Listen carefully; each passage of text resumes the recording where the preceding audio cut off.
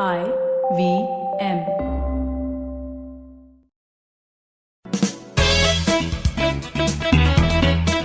Welcome to Audiogyan with Kedar Nimkar, a podcast that documents insightful conversations with Indian designers, artists, musicians, writers, thinkers, and creatives of all types. Catch us on iTunes or visit audiogyan.com for more Gyan sessions. Here's your host, Kedar Nimkar.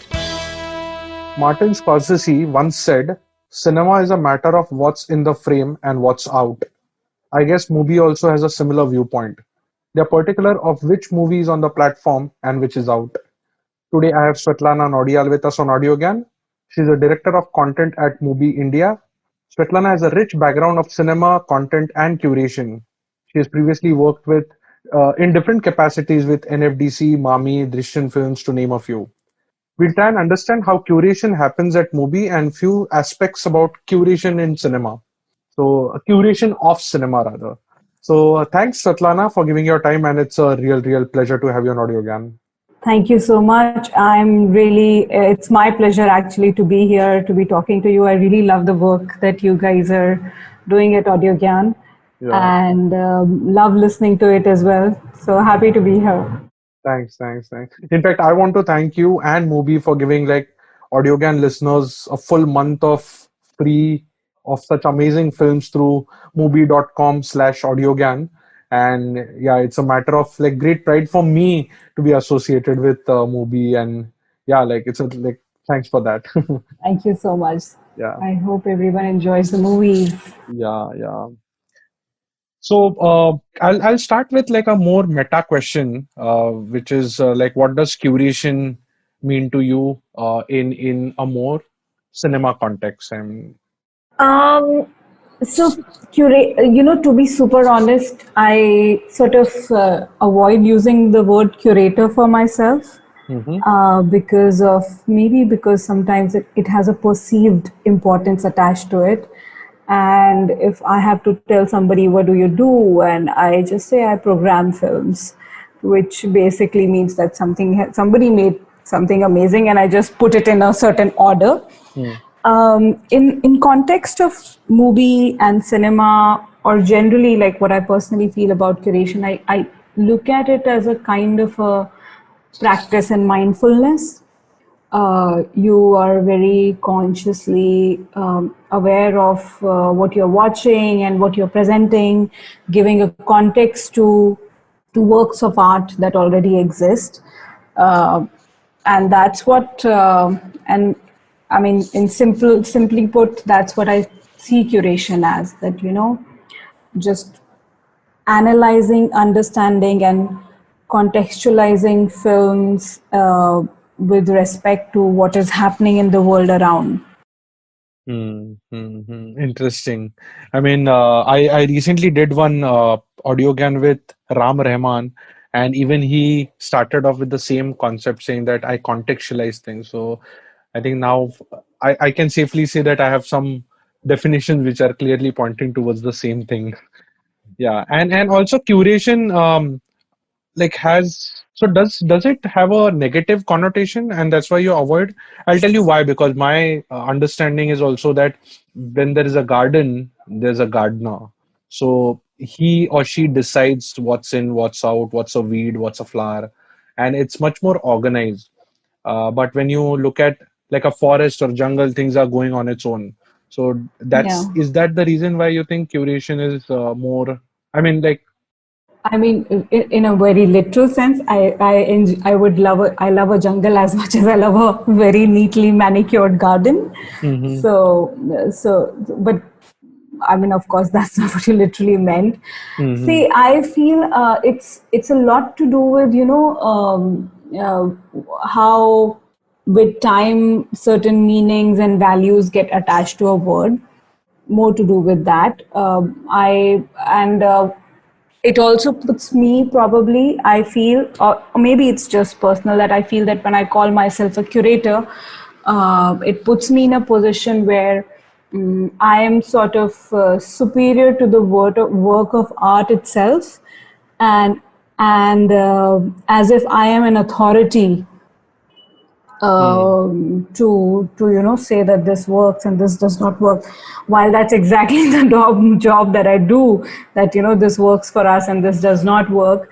I would not want to be, if something works and if it's a great film that we happen to get, and I don't want to be the person who's saying like, look, I found it, like be the Columbus there, said I discovered this talent or I discovered this film. I Hmm. don't want, I don't like that, sort of, personally I don't like being in that spotlight of Hmm. saying Hmm. that I Hmm. discovered so and so. Yeah. Yeah, I got it what you're saying. And also that's the very reason for this audio GAN is to understand, yes, to a certain degree it's subjective, but being a brand, there are guidelines, so it automatically becomes objective. And that's what I have come up with few questions around. So like to start with, who are these people who are watching the cinema showcased on movie? So if you can start by like, do you have like a sort of a persona, a demographic of the audience? And I mean, if you're supposed to reveal or anything of that sort. I mean, just a vague, like a broad outline is good enough. Broadest outline is that people watching films on movie are film lovers, and while one would imagine a certain kind of demographic to be a movie audience, that maybe a very urban art enthusiast kind of audience, or maybe film students and people who are already interested in a certain kind of cinema would be movie audience. But at the same time, we are often surprised by appreciation emails or notes that we get from people from across all demographics and parts of the country. So it's really hard for me to say that what is a movie audience, but definitely somebody, anybody who's a film lover and is seeking something new, a curious mind.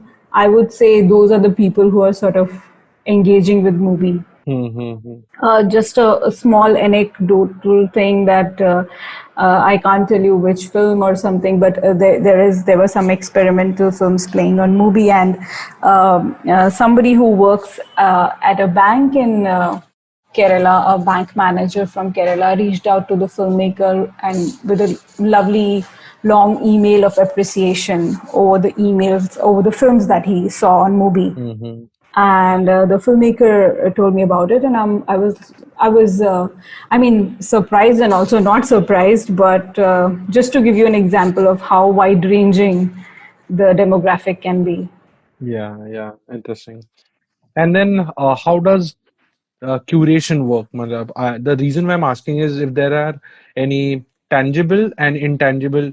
I mean, intangible is very like that's the subjective part, but I'm sure there must be some parameters on which a movie is picked. So, can you share any insights there? Um, See, I it's hard for it's sometimes it's easier to say what's not a fit for us, Okay, and yeah. So, yeah, a that's lot the of other. mainstream, a lot of like extremely mainstream cinema is probably not a fit for us. But then we also have a policy of sort of never saying no. Hmm. Uh, you know. Uh, Again, contextualization comes to, for all some very mainstream film which is absolutely not a, not something that would go to festivals or anything. We might be doing a specialized focus on or certain theme based thing where that would be a fit. Hmm. Hmm. So it's a lot of what is presented on movie is based on what themes we are going with.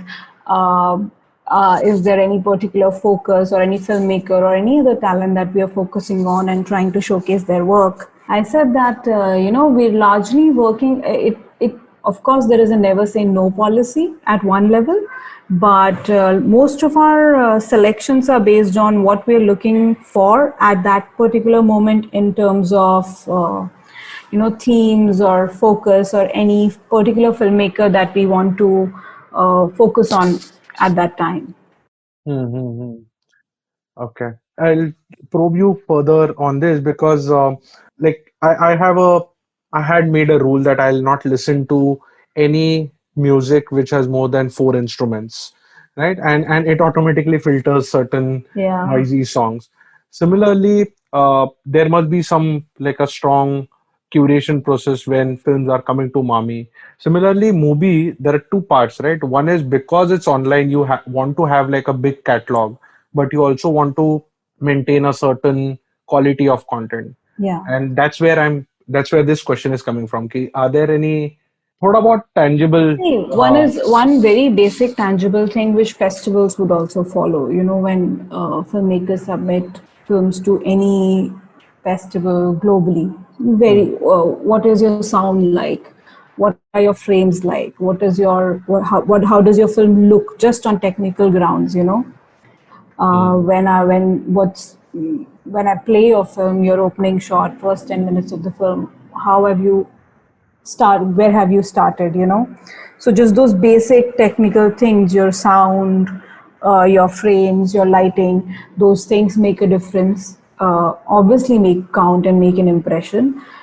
Some films could be very raw and, you know, lacking in one or more of these departments, and yet when you watch the whole film you're surprised by it because, you know, the director has pushed the envelope in some way, or, you know, has created something interesting despite these technical lacks in the work. hmm. So yeah, when we watch a film, those things are always there in our mind, that, you know, it's like when anybody watches your film, it's like making a first impression. Hmm, hmm, hmm. So do you think uh, like a newbie who's a film enthusiast who has seen films has probably done like a small course on cinema appreciation Yeah. can be like a judge for, I mean, I want to understand like how does your experience come into play while picking these films? See, you know, when you've worked a lot in the space and you've seen a lot of films over the years, not just from India but from everywhere, you inherently build an ability to compare Hmm. and to sort of, you know, you need that knowledge of just social histories, or, you know, the history of the region of the country, or why a film in certain language, even though if it is a weaker film, why is it important? So those kind of things you understand only with experience, that, you would know that, you know, a film from X region films from X region are very uncommon, and therefore you should pay more attention to whatever film, you know, you get from that region. So certain kinds of things, the ability to compare, the ability to contextualize, to say that, okay, you know, this work from this Indian filmmaker is similar to something that was done in Korea probably 10 years ago, or something, you know, something else that was already done, or which. So those kind of understandings of nuances can only be learnt with time, Hmm, you know. hmm, hmm. Correct, absolutely.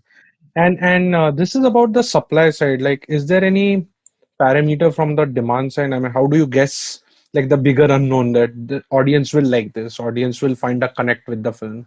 Are there any nuances there? Oh, that's like a two-way thing, you know. One part of our job is to be a taste maker, in that sense that, you know, give people a little bit of thing that they maybe not, you don't, you feel that they might like, they might not have seen something like that before. So you create an audience as you keep doing this job, you know. Hmm, You sort of give people something new to watch, and to be honest, I feel there's an audience for everything. correct. And we never hesitate in showing something on the platform if we feel it's a good film that should be out there for people to see. We never hesitate thinking in mind that, oh, not many people would like this. We like, even if there are 4 people who are going to like that film, let's play it. Hmm, hmm. To be honest, we never think like this. Actually, we never think that four people are going to like that film. In our heads, Hmm. a lot of people are going to watch it and appreciate it, or at least, be curious and find something different when they watch it. Correct, correct. Yeah, yeah. Yeah, because being a designer also, there are two ways, right? One is you design for yourself, like if you are the audience, if you are the user, you design. And then sometimes you go for a user research and then find out the pain points of a potential user and then solve for Yeah. them. So yeah, it's a tricky thing which even I'm trying to figure out. Though we do try to keep a balance, like every month in our monthly calendar, Hmm. we do try to keep a balance in terms of, not like load people with just heavy, intense, and there are some films which are simple narratives and relatively easier watch kind of films, which would balance the other films which are playing in the same month. Correct.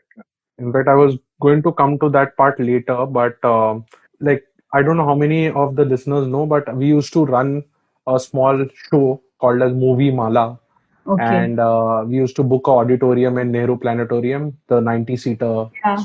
smaller auditorium, and we used to release short films every Saturday. We did Okay. for about 13, 14 Saturdays, like got a good response, but Yeah. yeah, I mean, we started asking people to come like 10 rupees, 15 rupees, and Yeah. come and have a seat, and nobody came. So, yeah, it just got shelved. But the reason Which why I year told was you this? When were you this, doing this? this was, I believe, 2007, 8, 9, Okay.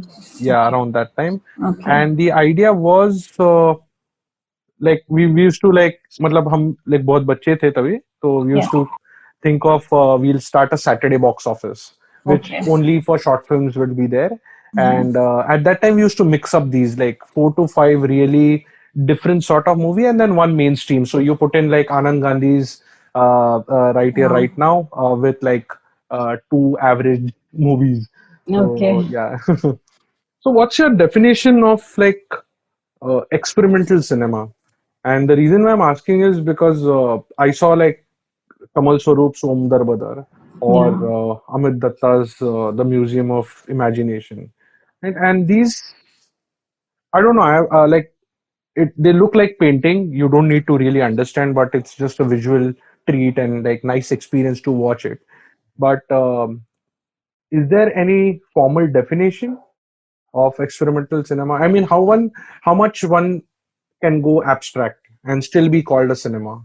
See, that's a heavy question. Many questions in one. I Uh-huh. mean, to be honest, I'll start with the one you asked the last. That how abstract can one go and still call it experimental cinema? It's extremely subjective. Mm.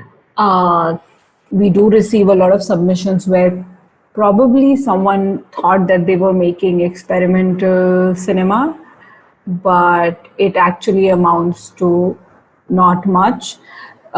Because even in these films where we are just experiencing and we think we're just watching, there is meaning, but maybe not literal. Mm.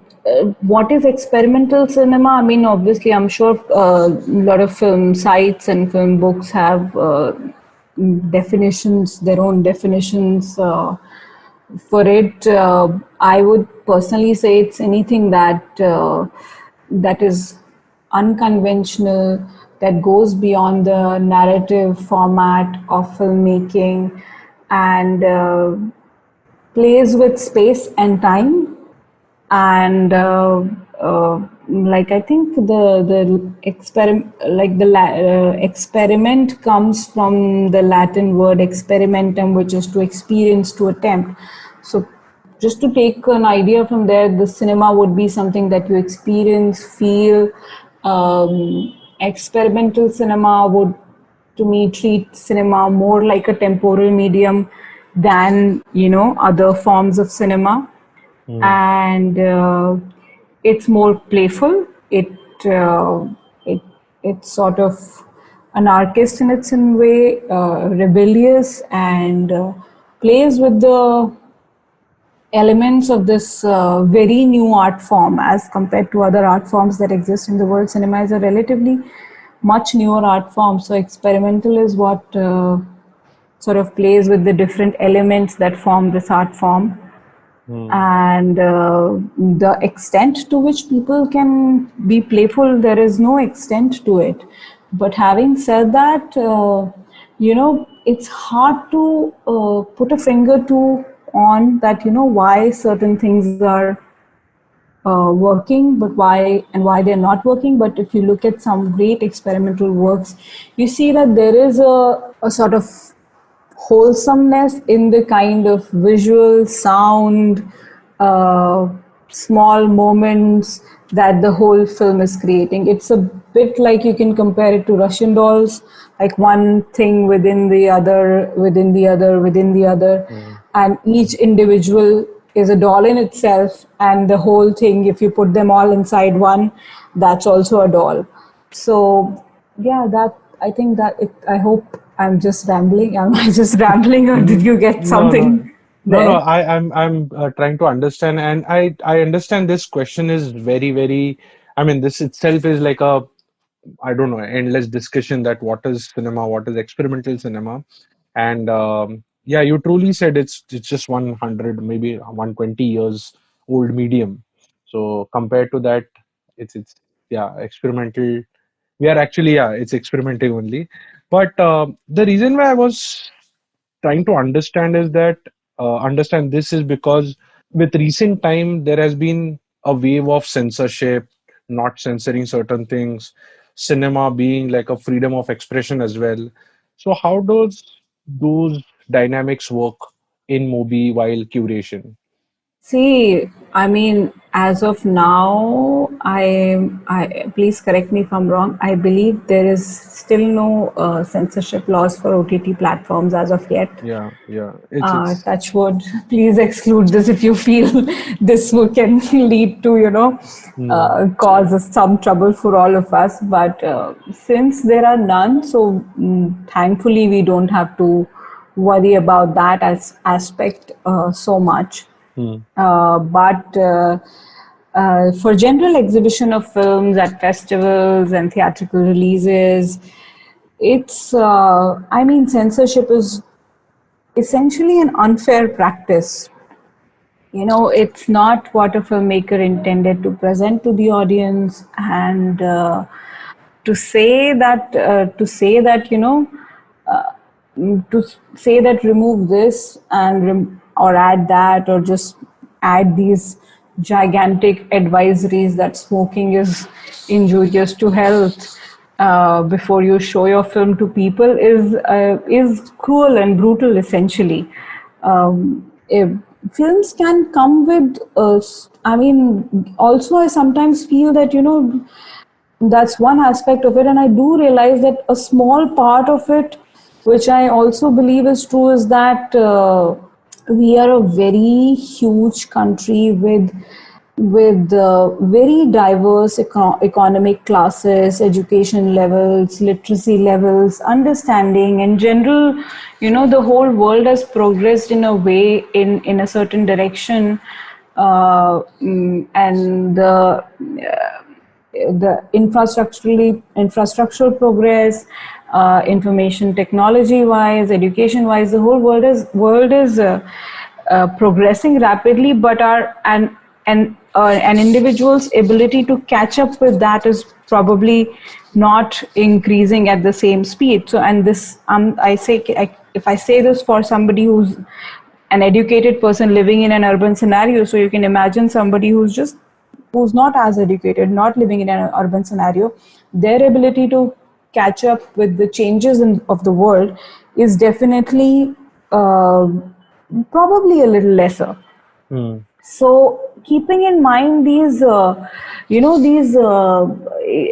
disparities that exist in the country, I understand that, and cinema is a very powerful medium, as because it engages your sense of sight, sense of sound, hearing, sense of sight, and you're also the thinking, and so probably people catch wrong kind of messaging in a certain scenario. I by no means think that films should be censored, but some way of educating audiences or creating some other kind of advisory that, uh, is also necessary, maybe. Hmm. Hmm. Having said that, if there is only one choice that we have, then there should always be no censorship, because because that's not how artworks have to be presented, Correct. because when we allow censorship, then it also allows random moral uptightness will come into picture, and control will come into picture in ways that we wouldn't like it. Hmm. Hmm. Hmm. Yeah, I mean that's also a touchy question which I asked, but and like I've been a consumer of both the formats of content, like so slow films which are on movie like Uttaron or and I won't name the other OTT platform, but like say Yeah. Departed or something else. So movie being like like a classic seems a bit slow at sometimes, right? So if you look at Godad or Money Call, it's not really. I mean, like when you start watching, you have to build the taste for it. So I wanted to understand what's the typical conversation which happens in the room, in your conference room, that how should this go in, this should be out, or this won't fit our criteria, especially with these classic films. I think in our all of us are of the thought that everybody in the team would be super excited. Hmm. It's slow, it's experimental, it's Godard, Money Call. We're all super excited. We want these films. Hmm. So, and to say that, we really, these are the films we love and we want to share with people, and we want to spotlight, and we want more people to see these films. So it's never been a question of that, how we convince ourselves. Hmm. and and just to say, for example, a Money Call film, how did I see it? Because some people saw it when he made it, and then they probably spread the word, and some more people saw it. So if the knowledge about that film and has survived to date, and so which means there is a growing audience. I got to a point where I saw that film, so obviously there are more people out there in the world who would like to see it and enjoy it. Hmm. Hmm. Hmm. And then you're not really, I wouldn't say concerned, but not really worried about. So, do you do extra effort to educate a potential viewer about why you should watch a film through Spotlight and other mediums? Because otherwise, it's very tough, right? After 15 minutes, you gently drop off if you don't know who Money Call is or who Yeah. See, Dilip Chitri is. Yeah. yeah. So all films on movie come with something called our take, Hmm. which is what we, the programmers on MUBI, write ourselves. So that's what the R take means, that every programmer says that this is what is interesting about this film and this is why you should watch it. You can call it like a small two-line pitch that we make for the film. So, and that's what you see for each film on the homepage and not the synopsis. You go Hmm. on the film page and then you see the synopsis and other such information, maybe the trailer or anything. So that our take is what is from our end, a little note to our audience that this is what you should see.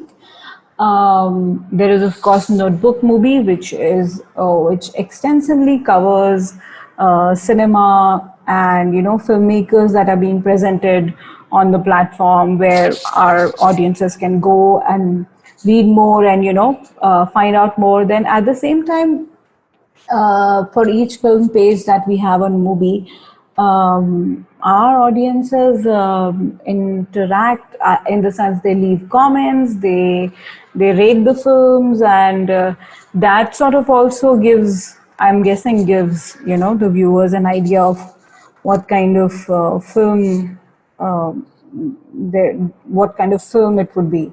Hmm. Interesting.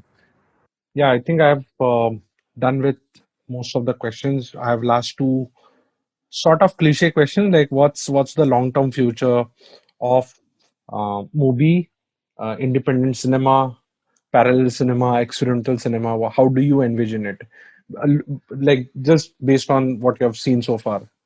Long-term future of movie in India would be to uh, find and present find more and more films and filmmakers from all diverse regions and languages of this country and present cinema, uh, you know, experimental cinema that's been made over the years, the films, independent films that are being made currently, that's just to spotlight the rich diversity of this country would be one of the long term sort of focuses of MUBI in India. And to speak of the future of independent and parallel cinema, um, I don't know how frankly I should talk about this. Currently, the way things are going in our country, I mean, I don't know what should we should just be talking about the future of cinema in general, probably. Yeah, yeah. But it's. I think if things are also general. It some certain things are like laws of nature. It's like high tide, low tide, and independent and parallel cinema has survived and will continue to survive, and especially now with the world going increasingly digital. Of course, it's made the outreach to audience easier. It's become a little more balanced and fair in terms of the kind of attention very popular films gets versus sorry, it's become more fair and balanced in terms of everybody is eventually going to use social media and those platforms to Hmm. push the word for their films. Hmm. So I mean, it's obviously in an ideal world scenario, given if there is no economic slowdown and no other problems, other outwardly problems in the world, the future of independent and parallel cinema is more promising, than before. The only, I mean, the few things that could probably be really beneficial for it would be like how a lot of parallel cinema was encouraged by NFDC back in the Hmm. day when it used to be Film Finance Forum, I think, and Yeah. a lot of Shyam Benegal, Saeed Mirza, Gautam Ghosh, all their films are, and many other filmmakers, their films are were produced by NFDC. Even on many money call films, they were produced by NFDC. So that's what is really needed. That kind of state support is really needed to, nurture filmmakers and produce films which sort of become a part of our cinematic sort of legacy. Correct, correct, correct. And is there any like from the entries you get and from the catalog which you already have, is there any pattern or within India that Odia films are quite interesting, which were never explored before, or say films from Tamil Nadu, or is there any, or Kashmiri films? Is there something to look after? Not films from Northeast, actually. Okay. Hmm. All kinds of, Oriya films also, I mean, have, it's not like they've been explored a lot, but slightly more Hmm. than Northeast. Of Hmm. course, all the film industries in the South are very solid and thriving industries. There is a lot to explore there also, but I personally find it very interesting to see films from the Northeast. We were able to present some months back two films. One was in a dialect called Pangchengpa, and one was in a dialect called Mishing. And those are the kind of things which are really interesting and they are rooted in local folklore and local literature, and they tell you about that region. They obviously there is a narrative side to it, but you also discover so much about a part which is barely covered or understood, Hmm. generally in cinema or any other media for that matter. And obviously, cinema becomes like a very powerful medium, as you said, to understand the local culture from where things are. Yeah. Yeah. And one last classic cliche question, Yeah. like which movie one should watch this weekend? I wouldn't put you in trouble, like give me top three movies, but just this weekend, which like to mainly get a flavor of movies, content curation, and the sort of catalog that you guys have. Um, मतलब आप like there's no stress, this weekend का ही बता दो तो it's fine. from what's on our now playing right now on MUBI India, Yeah. I think watch the Museum of Imagination Okay. Amit by Datta. Amit Datta, Yeah. and enjoy, and then go watch all his films. Wow. Yeah. Yeah. Cool. I think this is a one small thing which I wanted to add.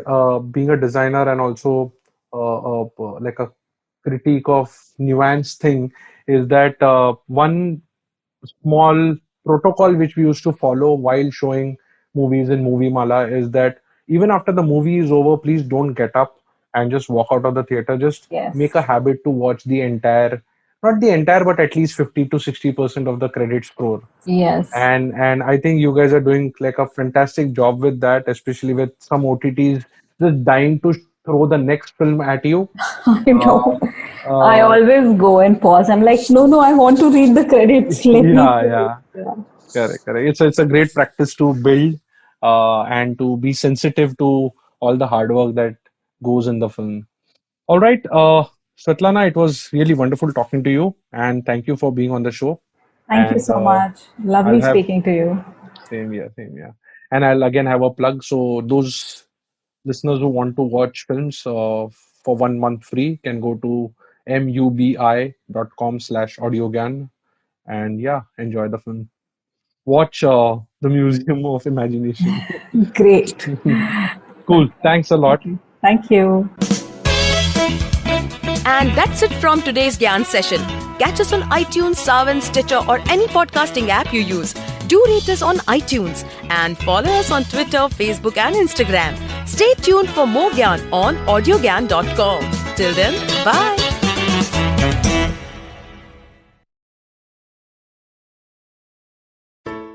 Hello! It's been a great week on the IVM Podcast Network. On This Round is on Me, Gauri is joined by Shweta Nanda. They talk about the financial independence and how it is to be a woman entrepreneur. On Anish Thing, Anish welcomes ultra-marathon runner Shivani Gharat. Shivani shares her journey of how she ran her first marathon, the mindset of a runner, and what it actually takes to run a full marathon.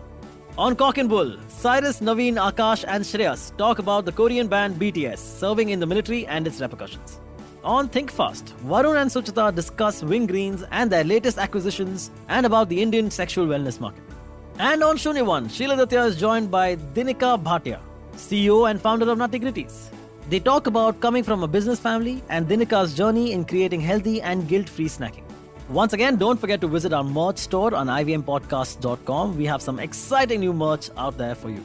Also, do follow us on social media. We are IVM Podcasts on Twitter, Facebook, Instagram, and LinkedIn. And do remember to spread the word about these shows and any other shows you might be listening to. Appreciate them, rate them, and review them wherever you are listening to them. You can also check out all our other shows on youtube.com/IVM Podcasts. And finally, we would like to thank our sponsors this week. Volvo XC40 Recharge, Bumble, Heads Up for Tails, Kotak Privy League Program, and HDFC Mutual Fund. Thanks guys, without you this would not be possible.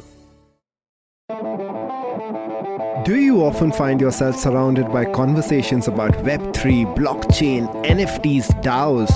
What are these terms and how do they affect our future on the internet? So many questions, but don't worry, we've got answers to all your questions. Hi, I'm Eklavya Bhattacharya, and on our show Future Proofing, we try to decode the impact of these future technologies on various industries with experts and tech enthusiasts. Tune into new episodes coming out every Thursday on the IVM Podcast app and the website, or wherever you get your podcasts from.